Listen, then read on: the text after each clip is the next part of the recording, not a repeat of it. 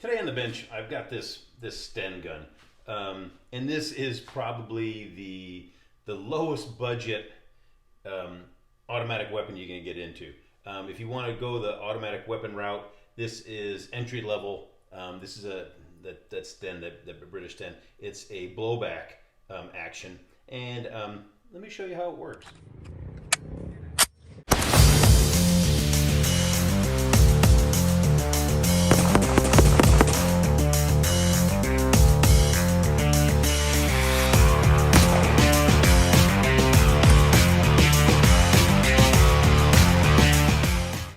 The first thing you're notice, this is the bolt. This is the big heavy.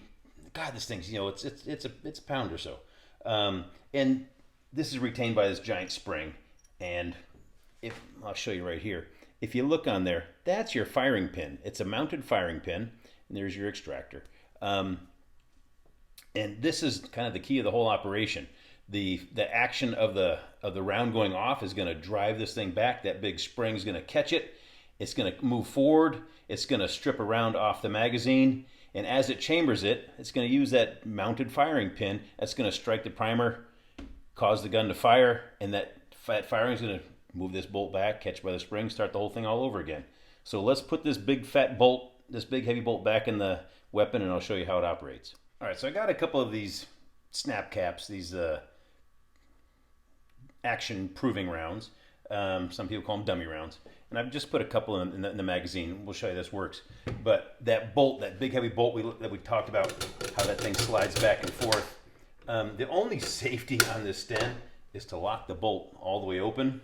And once you let her go, now it's retained by that trigger. I can pull the trigger, and that bolt will drop, and it'll keep going back and forth until I let go of the trigger. So let's get this thing back here. We'll put the mag in. All right. So we see we've got the round in there. Let me change the lighting. All right. You see the round inside the chamber, or not inside the chamber, but inside the magazine there. When I pull the trigger, this bolt's going to move forward, and it's going to strip that round off the magazine and chamber it. Remember, we had that firing pin mounted, so that's going to strike the primer. That's going to start this whole operation going. So I pull the trigger, this thing moves forward. I just chambered around. That firing pin just struck it. It's going to eject that one. It's going to strip. It's going to come back and just going to move forward again.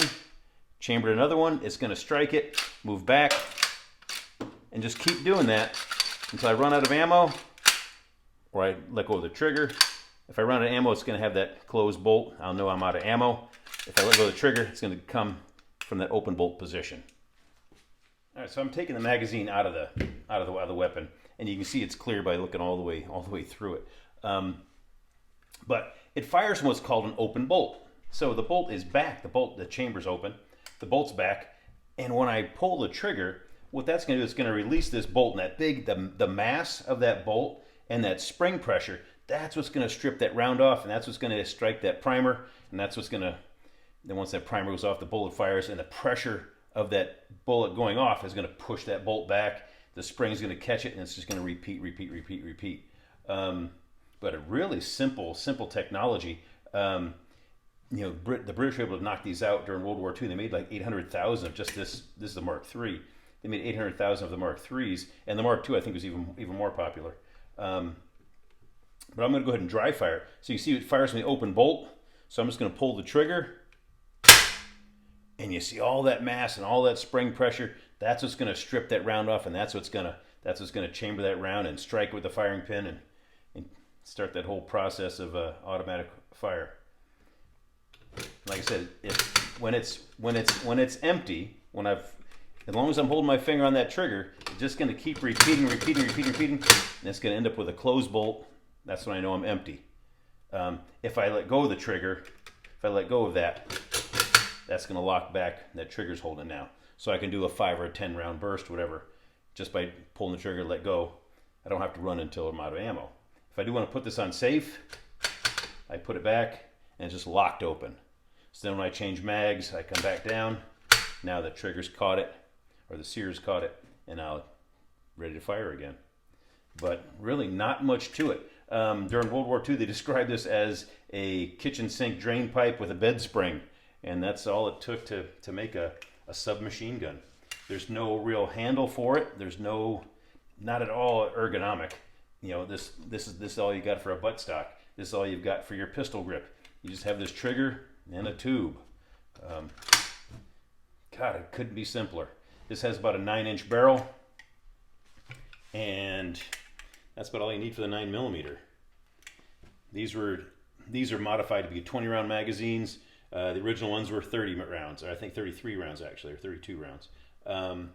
But as long as you pulled that trigger, you got full auto fire.